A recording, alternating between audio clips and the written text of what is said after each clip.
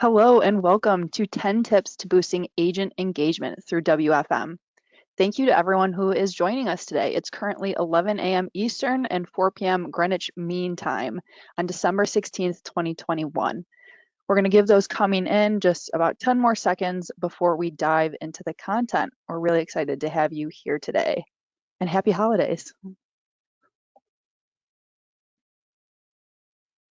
All right. We'll jump right into it. Welcome again to everyone who has joined us for 10 Tips to Boosting Agent Engagement through WFM, presented by Wilmac and Business Systems Limited. We're so glad that you tuned in today to hear some hot tips from some experienced professionals in the contact center and workforce management space. And I just have a few notes to go over before we get started. All participants have been placed in listen-only mode with your microphone muted. This webinar is being recorded, so it will be available to watch on demand afterwards. Please participate by answering the poll questions, by commenting in the chat window, and asking questions throughout the webinar. We'll review them at the end of the discussion during the live Q&A segment. We do have a large audience today, so if we can't get to the question that you submitted during the webinar, we'll be sure to follow up with you individually. And then just a quick request for after the webinar, a post-webinar survey will pop up on the screen. It's only 3 questions and it'll take you less than 30 seconds if you could give some feedback on that. So with that being said, let's get started. But before I go over what we'll be talking about today, I want to introduce you to our presenters. So we've got a diverse portfolio of knowledge that you're sure to learn a lot from. To start things off, I'm Emily Miller. I'm the marketing support specialist at Wilmac, and I will be moderating today. And for our presenters, would you like to introduce yourselves, please? Hi everyone, yes, Garry White, Sales Director at Wilmac, over 8 years experience in the WFM space, really looking forward to today. Alex? Thanks, Gary. Yeah, Alex Stenton-Hibbert, Account Director here at BSL, look after a lot of our clients in the workforce optimization space, and I have about 7 years experience doing this. And we've got Neil as well. Hi, Neil Draycott. I'm the head of the WEM practice at Business Systems UK. That's Workforce Engagement Management. Over 20 years in the contact industry. Looking forward to going through the top tips today. So if you couldn't tell, we've got some astute WFM experts coming from the UK today. They'll give you some really great insights. So to give you a brief overview of what we're talking about, we're going to start by going over the partnership between Wilmac and Business Systems and the importance of agent engagement. We'll then dive right into the 10 tips that we have prepared for you. And our presenters will relate a few case studies and stories within those tips. And then we will end with a live Q&A session. So I will now hand it over to Garry and Alex to talk about Wilmac and BSL. So yes, thanks Emily. Wilmac were founded in 1986, BSL in 1988. Both companies have over 25-30 years experience as leading independent specialist providers of contact center technology. We partner together and support each other on global deployments while supporting our local customers in our respective regions. Wilmac strong in the US and Canada, BSL in UK and EMEA respectively. We're both leading independent specialist provider of this type of technology, ranging from call recording, workforce management to analytics and other associated technologies. We both have our own in-house consultancy and support teams that average around 10 to 12 years average service length within our industry. And ultimately, we have about 50+ years WFM planning experience between those combined teams. Ultimately meaning we offer expert localized support, but potentially at a global scale. Alex? Yeah, exactly. And so both organizations, we're all about helping our clients to drive additional value from their technology stack. And we've got some really great global customers between us, people like UBS, TPI Cap, another good example, and actually a couple more large clients on the way that we can't announce just yet, but keep your eyes peeled. Awesome. Now, before I let Alex tell you why employee engagement is so important, I wanted to mention that there's a great resource available to our audience under the handout option in the side panel on your screen. So it's a white paper on the health of the contact center in 2021 and was put together by Calabrio. So when you click on it, it'll automatically download to your computer as a PDF. And it has a lot of great information, so I highly recommend that you download it before the end of the webinar. Alex, take it away. Thanks, Emily. So yeah, we're here today to try and understand why employee engagement is so important, and we're relating our top 10 tips back to this. But first, wanted to introduce a piece of research which has been conducted by Gallup, and it's called their State of Global Workplace Research. Some incredible kind of statistics which are coming out here. So around 85% of employees worldwide are not engaged, or they're actively disengaged in their job, which is a huge amount. And when we look at comparing organizations who have poor engagement, so those organizations in the bottom quartile for kind of engagement scores, we compare those against organizations who are in the top quartile for agent engagement or employee engagement scores, we're seeing the kind of outcomes over on the left here. So on the left of the screen. So what you're seeing is you've got a massive increase in productivity, 17% higher productivity, things like 20% higher sales. And then also things like much reduced turnover for the organization, and things like 41% lower absenteeism and 28% lower shrinkage. So really, really critical that we keep our workforce engaged. Also, the piece of research that Emily just mentioned by Calabrio finds that when they surveyed a large pool of agents, I think a couple of thousand of agents globally, were saying that 1 in 3 of those are planning to leave the organization within a year. So really, really key that we keep our people happy, we keep them engaged, and ultimately that's going to mean that they churn less, they provide better customer experience as a result. Right. So you can see that the importance of employee engagement can't be understated. Before we move into our tips, I want to remind our audience to submit questions in the chat or question windows and to answer the poll questions when they come up. So with that being said, I'm going to move right into our first poll question before we move into tip number 1. Let's bring that up. Okay, it reads, do you use gamification in your contact center? Yes or no? So it should be up on your screen now, and feel free to click away. Okay, we got a lot of people putting their answers in.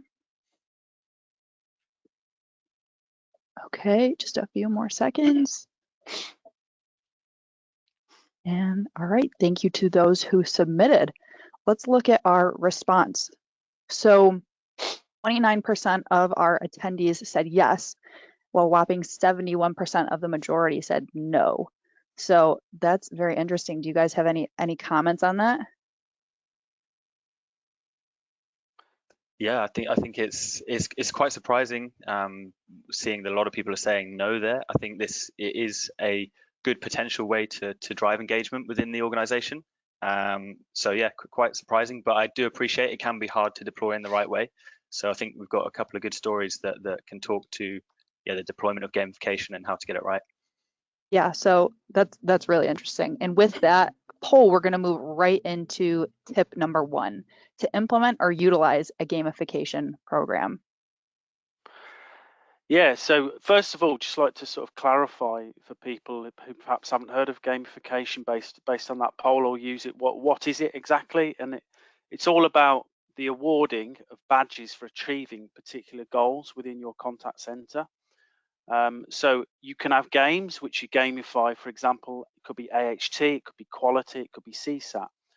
The point here is that what you gamify within your solution can be whatever is relevant for your business, which is why it's so flexible and works across so many different types of industry.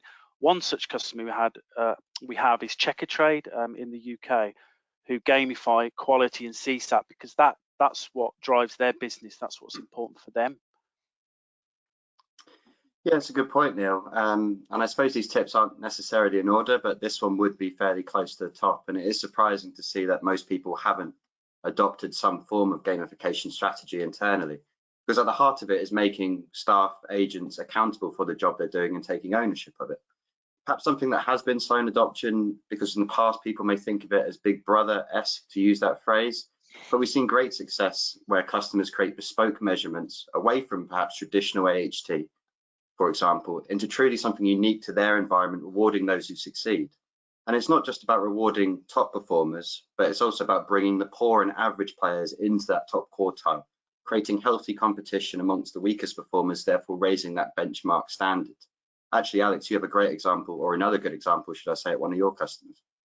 Yeah, it's an interesting one in terms of what should the rewards actually be. You know, you can do the standard Amazon voucher, gift cards, things like that. But I had an interesting chat with Zen Internet, one of my clients the other day, where their resource planner was saying, actually, we just give 1 hour back, time in lieu for our agents to take when they want, throughout the week, and that's a reward for the piece of the best piece of customer feedback that is given to the whole agent pool is then rewarded with an extra hour of time off. So it doesn't necessarily have to cost your organization anything.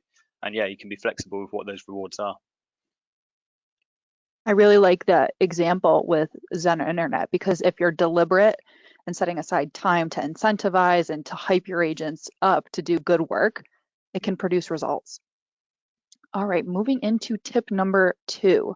We're going to move in a bit of a different direction and talk about this one, which is offer flexible scheduling. Yeah, so from what I've seen in the market, feedback over the last couple of months, this is probably the #1 tip for me personally, especially the changes in standard work practices that we've seen over the last 18 months. I won't say the dreaded C word, but flexibility in your scheduling is key. It's also important to note that we don't mean giving complete flexibility to your agents at the detriment of customer service. We believe you need to find a scheduling tool powerful enough to understand all the nuances, what you can actually provide to your agents while still maintaining that consistent level of service. If you don't understand that today, then in my mind, you're missing out on a huge potential improvement in how your operation is run, because you're not just limited to geographical centers anymore. We talk about agents looking to, the churn is quite considerable at the moment. And I know you've seen that firsthand, Neil, in some of your engagements with customers. Yeah, so flexible scheduling for us, if I give the example of Step Change, who are a customer of ours, what they were able to do was build some powerful what-if scenarios. What would it look like with different flexibility in scheduling without having to commit to it? They just were able to have a look as if it was real and see where those gaps were, what difference would it make.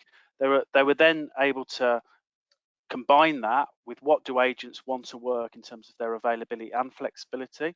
So they were then able to create schedules that balance the business requirements and also gave the agents as much flexibility as possible. I think where the real use of this and importance of this has come into play is, if you think back before the C word, as Garry said it, we used to consider things like carpooling. Can people come into work at the same time and leave to go home at the same time? That was a reason to be flexible with scheduling, as well as childcare. But now it's all about office space. It's about, can you ensure social distancing? So the power of these what if scenarios and that work-life balance and the different changing times at the moment is really powerful. Got an interesting stat related to that, Neil, actually, around what percentage of agents would you think say that managing work-life balance is driving higher stress? Surprisingly, 41% are saying that, the difficulty in managing work-life balance is now driving higher stress, which is a huge amount. And I think it's related to everything you said there with the dreaded C word about how that's changed everything. And there's a huge amount of responsibilities which people are now trying to balance at the same time. So, yeah, big stress. That's a really interesting statistic. But Neil, I really think you're spot on that because of the pandemic, we really had to stop and reevaluate our lifestyles and what's important. So things like social distancing and how much office space you have and how many agents you can have in the office at a time, they need to be thought of and discussed when it comes to being flexible in your contact center. Now, our next tip touches on something that's been a hot topic lately, automation. So tip number 3, use automation for holiday booking, overtime, and any type of planning when possible.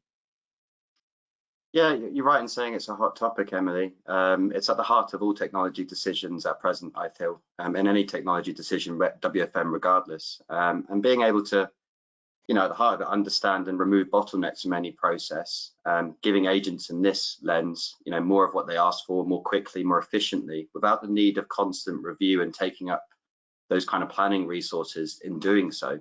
It's a win-win for any contact center. I know we've got a great example with Astor Housing now. Yeah, absolutely. So Astor Housing moved from an Excel-based planning solution into a proper solution. What they found was there was huge gains in terms of being able to take away the admin that it took to check, can I give a holiday to this person, that person, when's the best time. Do we need overtime? Now that they've got the automation around holiday, even things like giving people a decision as to why they can't have the holiday, you know, all that type of automation, instant decision on overtime, people using an app from home, that's all saved them so much time, and then they were able to focus that on more beneficial tasks that they can work on, rather than spending their time doing hours and hours of admin on a daily basis.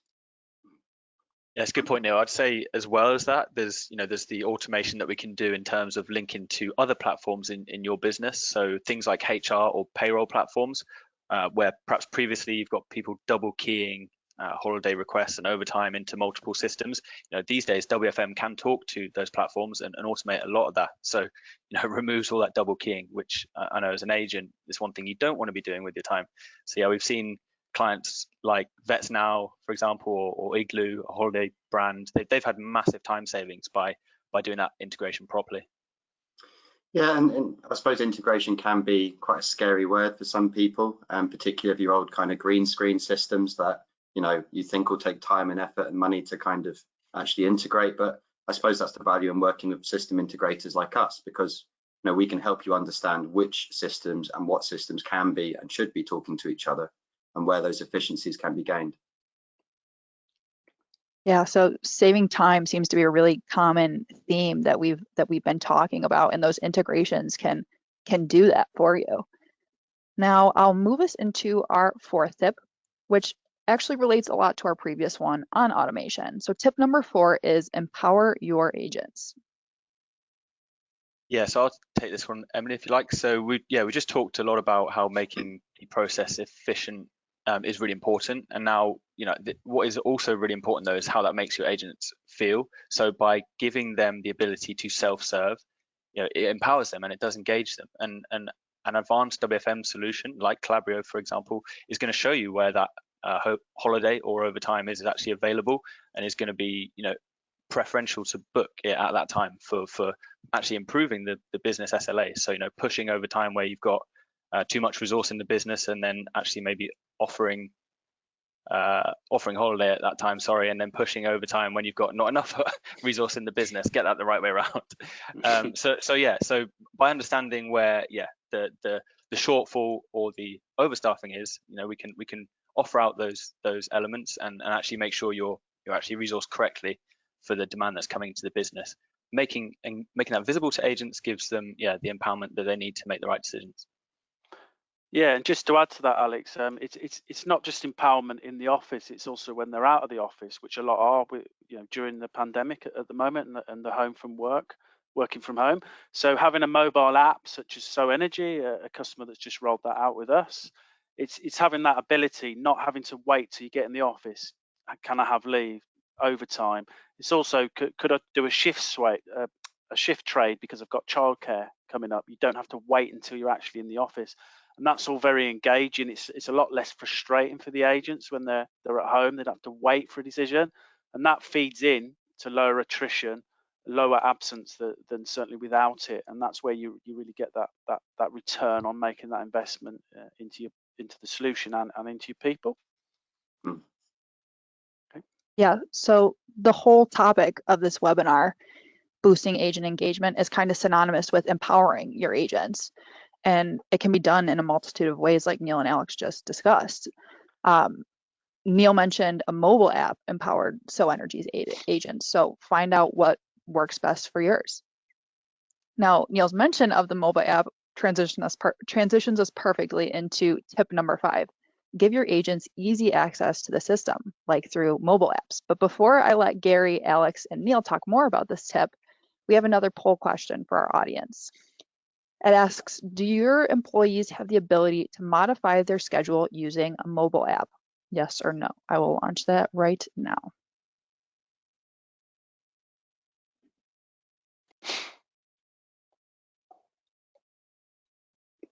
Got some answers coming in.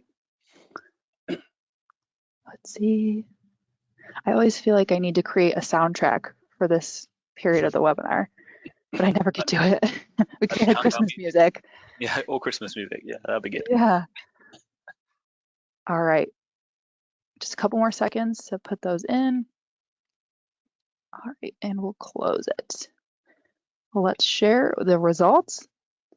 So 8% of our attendees said yes, while 92% said no. That's a lot.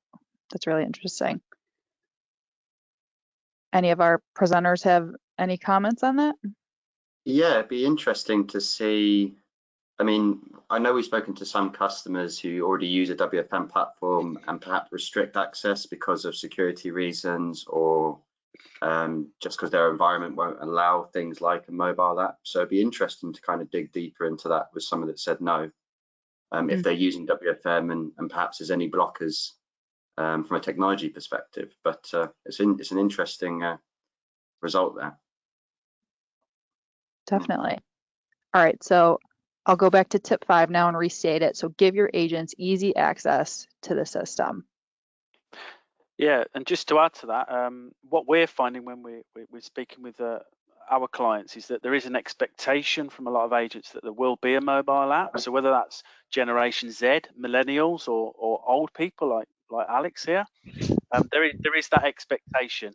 The fact that they can go into a lot of these workforce management solutions we use, and they can just scan a QR code, and then they've got their schedules on their phone. They can even do things like sync their personal calendar with their iPhone calendar or their Android phone.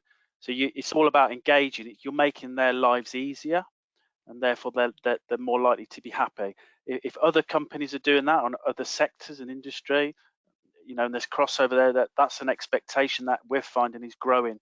That people are expecting this technology to give them that work-life balance, that it's available in it, and it certainly is in the solutions that are provided at the moment.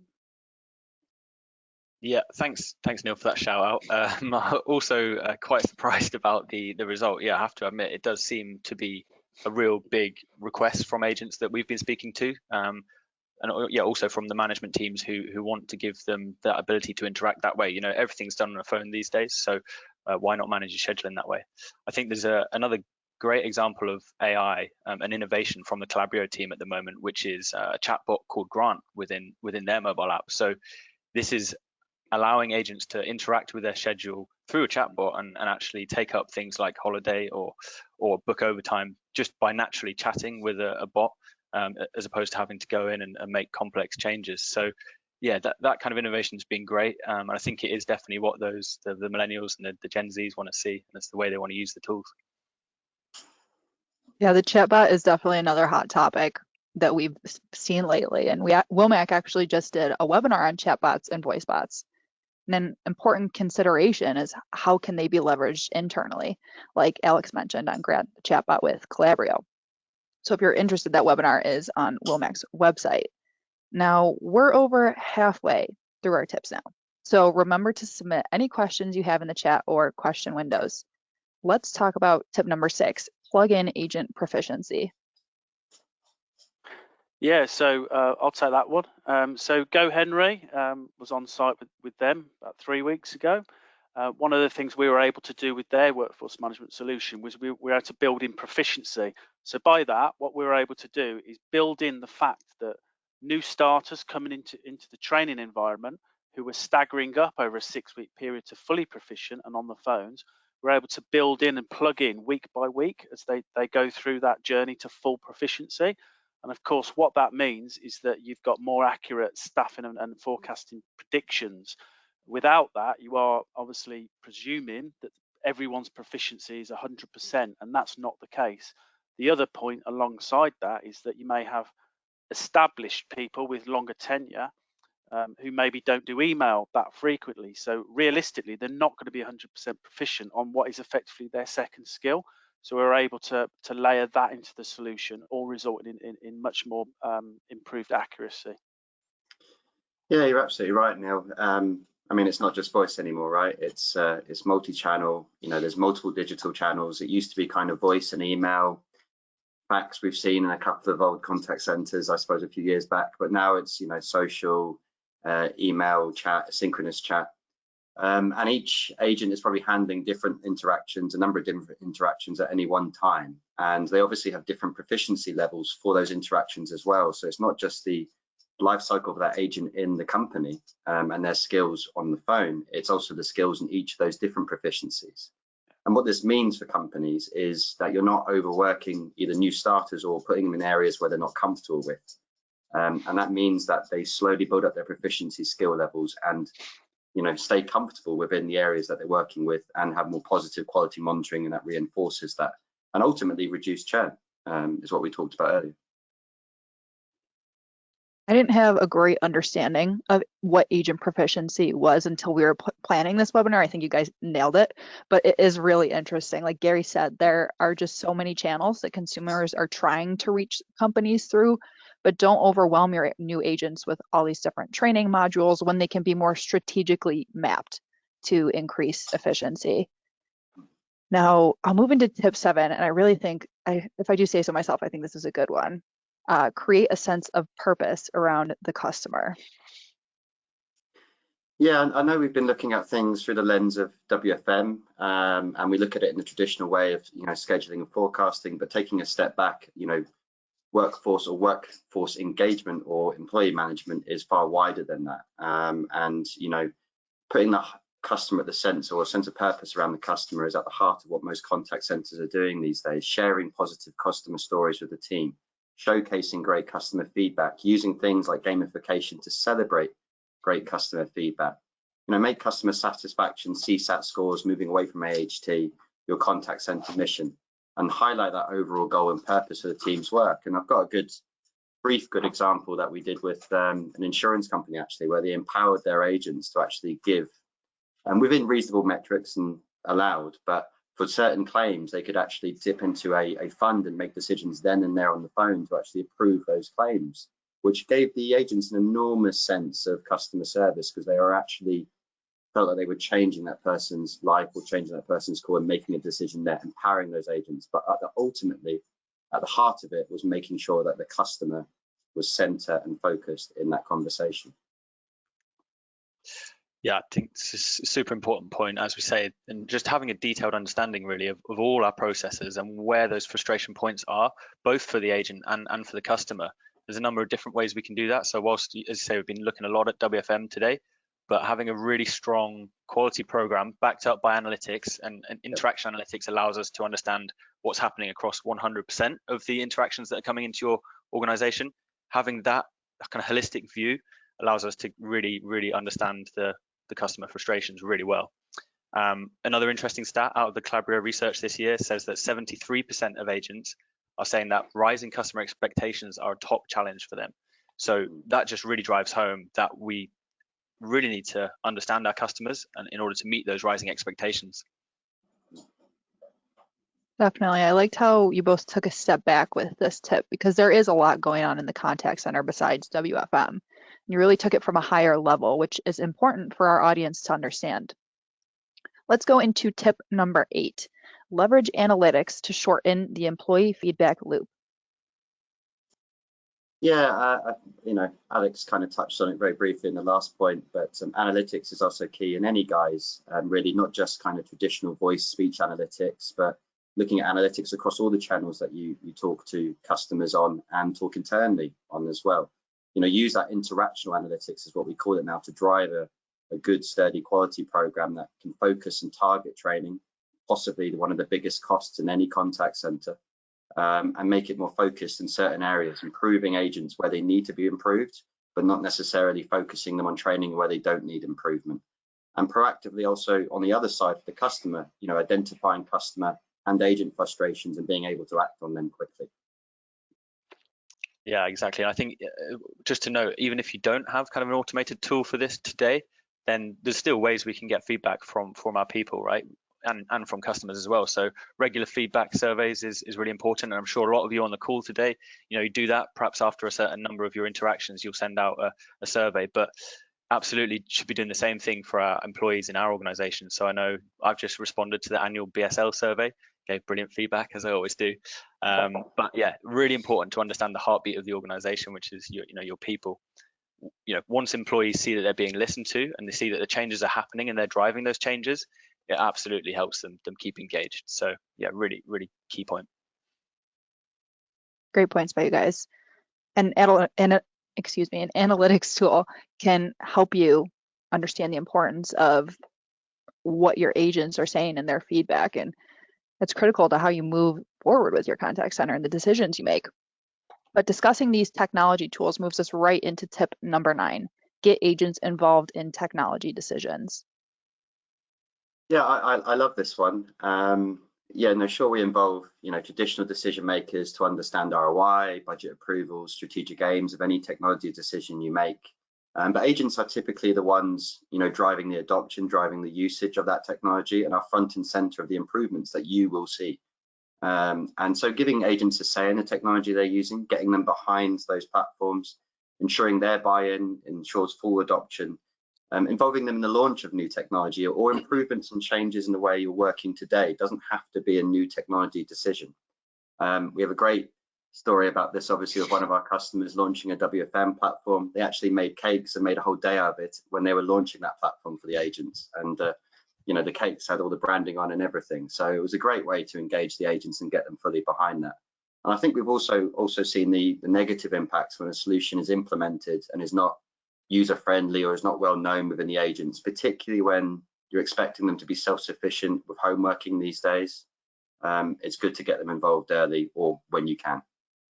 Yeah, I think just to add to that, Gary, it's very, very important that when you do implement new technology, and even once it's implemented, make sure that the initial rollout is as smooth as possible. So make sure everybody understands why the solution is there, how to use it, all the functionality. A lot of these solutions are often cloud-based, so there's new features constantly. So make sure they're up to date with all those features.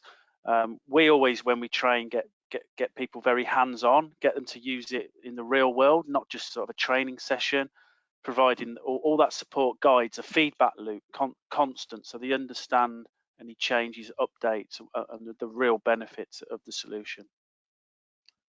Yeah, I think this is spot on, Neil. The messaging is super important. I love a stat, so we're going to go with one more stat from the Calabrio research that says 40% of agents say that lacking tools is the most common reason that they can't solve a customer problem.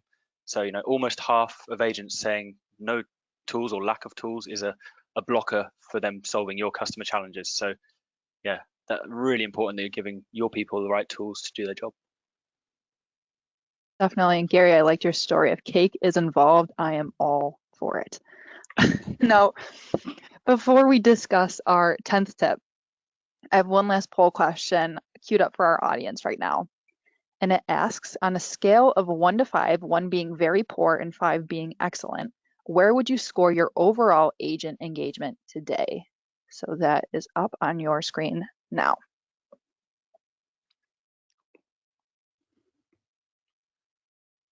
Okay, the answers are coming in. 1 the worst and 5 the best. Yep. That's important to know. Okay, just a couple more seconds. We're tied at 50% for 2 of the options. So if someone else could put an answer in. Oh, there we go. Okay, we'll close it now. All right, let's see. All right, so 55% said fair and 45% said good. So we're tipping towards the good end of the scale, which is positive. Presenters, anything to add? Yeah, I think that's good to hear, definitely. What we're not saying from this is that everyone's agent engagement is poor.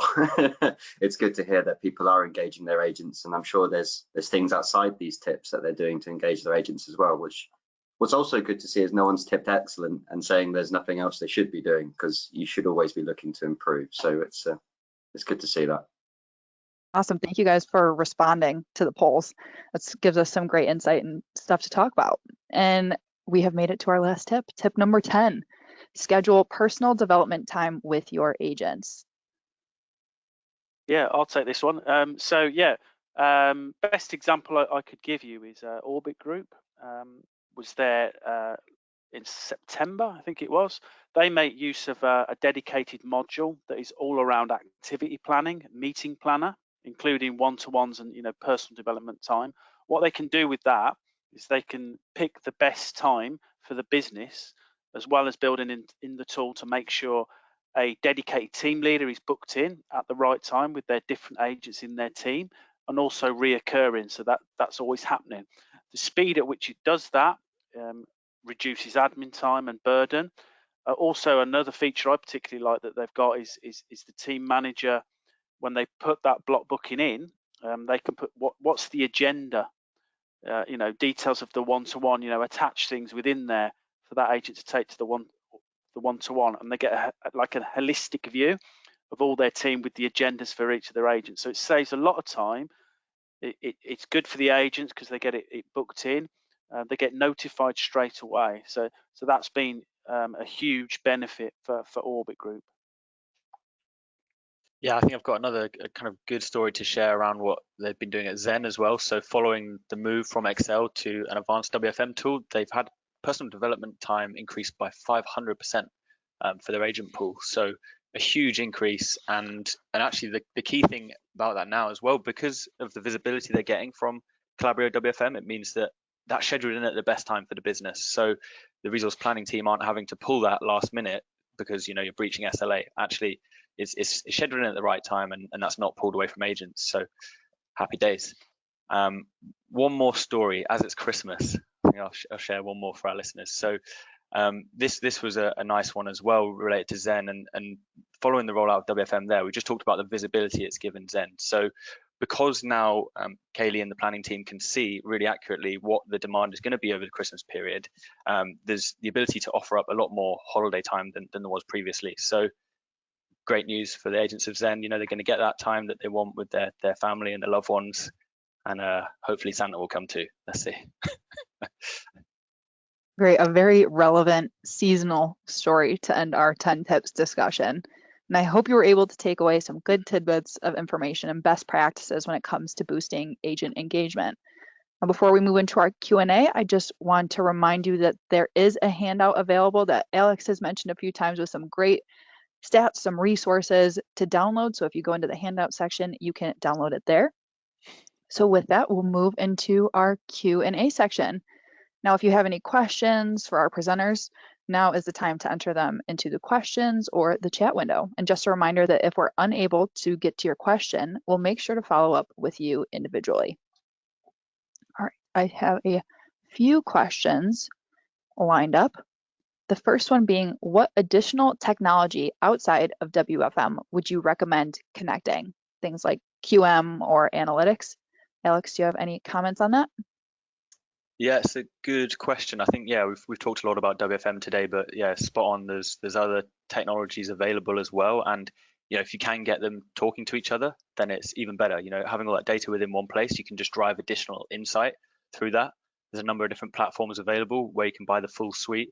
And absolutely, we talked about, if you understand the interactions that are coming into the business with analytics and a good quality program, you can make coaching more targeted, fix broken processes quicker.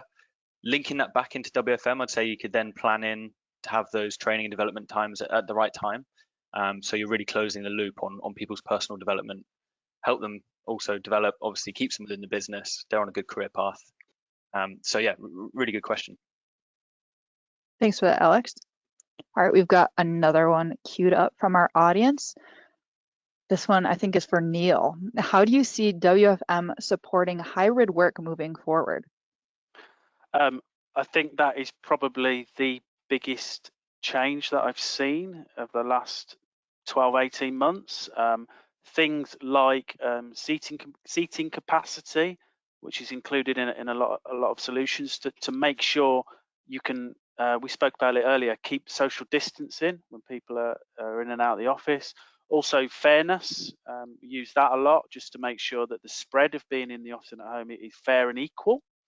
And I think also what if scenarios, different scenarios, based on, I can remember doing one with a customer when we were unsure of whether we were going to lockdown or not. We were doing a what if of if we go in lockdown or if we don't.